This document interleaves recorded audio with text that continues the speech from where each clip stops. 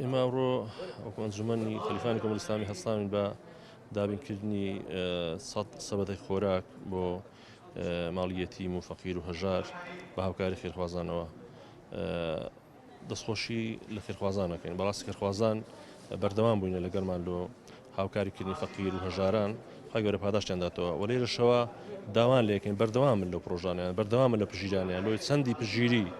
پژگیریمان کەین توانین زیاتر خزمەتی یەتیم و فەقیر و هەژار و یەکەم دەرەمەتەکان بکەین.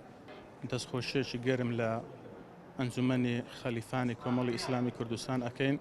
کە هەموو ساڵێک هەر ئەستن بە یارمەتیدانی فەقیر و هەژار و داکیەتیمەکان و بوونە پردێک لە بینی دەوڵەمەند و لە بینی فەقیر و هەژارەکاندا، بۆیە جێگای دەستخۆشی و دڵخۆشی هەمومانە و لێرەوە لەو کەناڵە پیرۆزەوە ڕوو لە دەوڵەمەندەکان دەکەم، پێیان دەڵێم ئەگەر دەتانەوێت ماڵتان زیاد بێ ماڵ ببەخشن، ئەگەر دەتانەوێت دوور بن لە بەڵام موسیبەت ماڵ ببەخشن، ئەگەر دەتانەوێت لە ئاگری دۆزەخ دوور بن ماڵ ببەخشن، و ئەگەر دەتانەوێت مەلائیکەتی خوا فریشتەکانی پەروەردیگار دوعاتان لە بۆ بکەن لە بەرامبەر ڕەب العالەمیندا ئەوە ماڵ ببەخشن.